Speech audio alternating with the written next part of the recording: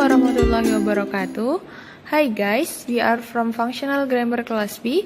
We will explain about what is a text in systemic functional linguistic. Okay, we are going to the first material that will delivered by Umi. Hello guys, my name is Umi Kulsum. I'm going to explain about what is a text.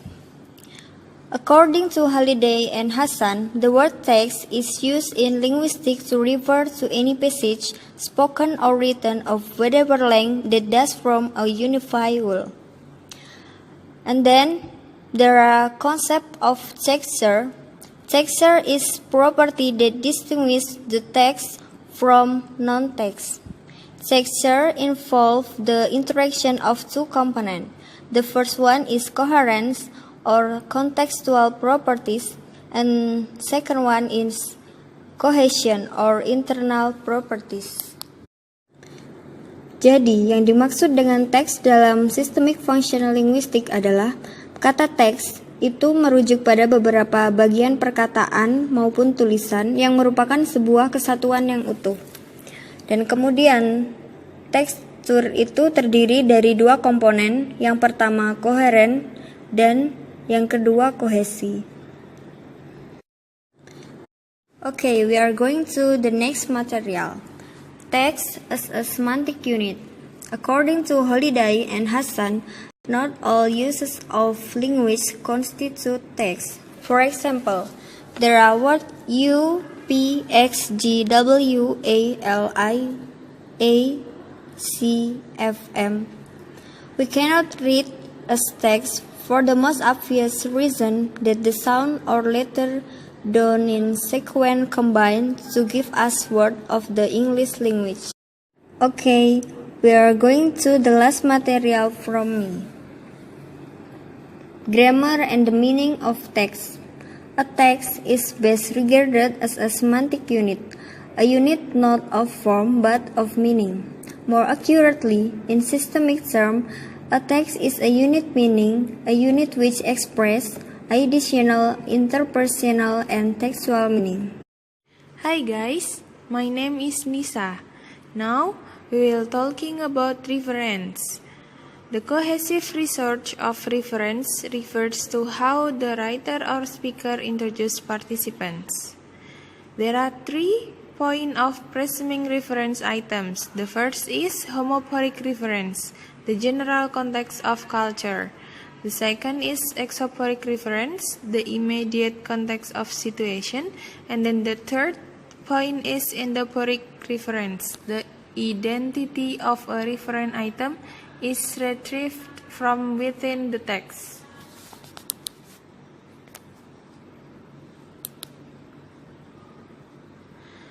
In endophoric reference,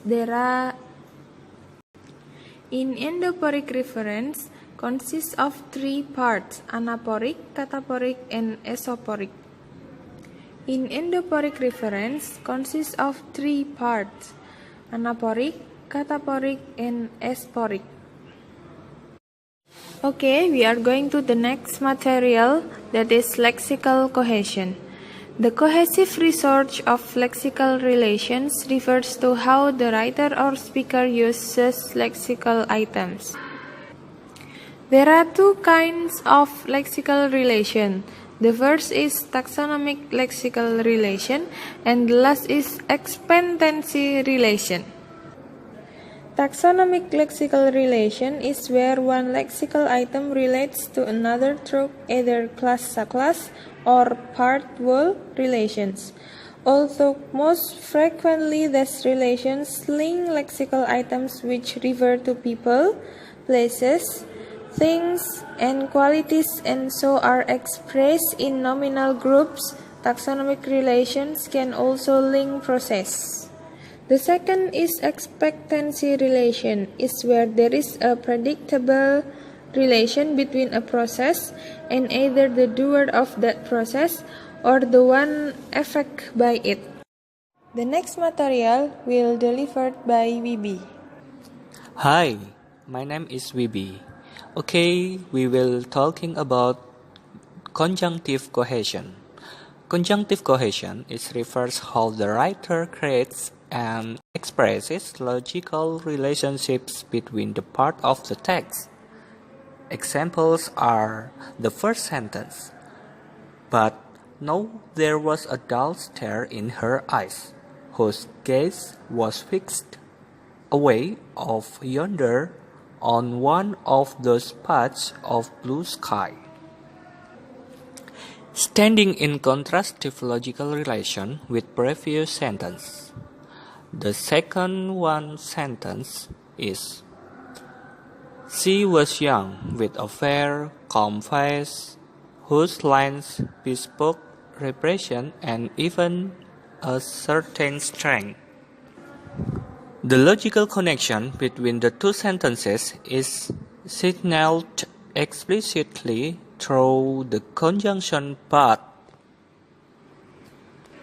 Conjunctive cohesion adds to the texture of text, helping to create that semantic unity that characterizes unproblematic text. There are three main types of conjunctive relation. The first one, elaboration; the second one, extension; and the last one, enhancement. Conjunctive cohesion of elaboration. Elaboration is a relationship of restatement or clarifications by which one sentence is presented as a resaying or representation of a previous sentence. Common conjunctions used to express this relation listed by Halliday and Matheson. The elaboration include, in other words, that is to say, for example, for instance, thus, to illustrate, to be more precise, actually. Next, extension. Extension is a relationship of either addition, one sentence adds to the meanings made in another, or variation, one sentence changes the meanings of another by contrast or by qualification.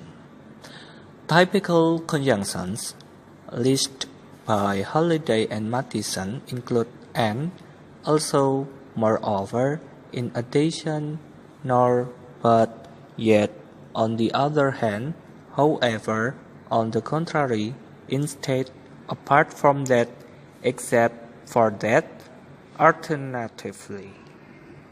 The last one is enhancement. Enhancement refers to ways by which one sentence can develop on the meanings of another in terms of dimensions such as time, comparison, cause, condition, or concession. Common temporal conjunctions include then, next, afterwards, just then, at the same time, before that, soon, after a while, meanwhile, all the time, until then, up to that point, no. Enhancement consists of three important things. First is comparative, the second one is causal, and the last one is concessive. Comparative conjunctions include likewise, similarly, in a different way. Causal conjunctions include so, then, therefore, consequently, hence, because of that, for, in consequence, as a result, on account of this, for that reason, for that purpose, with this in view.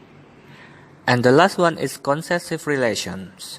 Concessive relations are expressed by but, yet, still, though, despite this, however, even so, all the same, nevertheless. Cohesion in spoken text. So far we've looked at texture, and more specifically cohesion, in the written text. But texture is also what differentiates randomly juxtaposed spoken utterances from spoken text. It's sometimes called discourse. However, texture in spoken interaction also comes from the patterns of conversational structure. Conversational structure describes how interactions negotiate the exchange of meanings in dialogue and includes patterns of speech functions, exchange structure, and ellipses. Next slide. Cohesion as continuity, the logogenesis of discourse. To fully appreciate how cohesion contributes to the texture of text, it's two different perspectives. A text as a finished product, cohesion looks like the glue that sticks the elements and therefore meanings together in a text. But text really producers generate meanings in real time, and we apprehend those meanings in sequence as we move from sentence to sentence. From this logogenetic or dynamic perspective, we can see the cohesion is fundamentally about the ongoing contextualization of meanings in terms of expectancy. It creates context within which certain other words become more likely to occur than others. This probability of co-occurrence is experienced by readers as expectancy. For example, news. We are not surprised to soon across the word sentences, hints, intelligence, telegram, message. We would be much more surprised to come across the words flower pot or metronome or thesis. Next, texture, from cohesion to coherence. Cohesion is not an optional add-on to the process of creating text, but an essential element in the process of meaningful communication. There has to be cohesion if meanings are to be exchanged at all. In this chapter, cohesion is not the only component of texture. Not only must a text ongoingly create in its own cohesion, but so also a text must relate in relatively stable, coherent ways to the context in which it is functioning to mean. Jadi, dapat kita pahami di sini bahwasanya kohesi itu adalah sebuah elemen yang esensial dalam prosesnya memberikan makna pada suatu komunikasi. Pada bagian ini, kohesi tidak hanya sebuah bagian dari komponen dari tekstur itu sendiri, tetapi sebuah teks juga harus berhubungan secara relatif.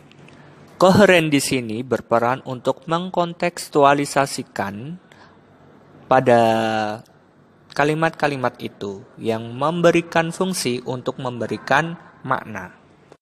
Hi guys, that's all from us. Thank you for watching. Wassalamualaikum warahmatullahi wabarakatuh.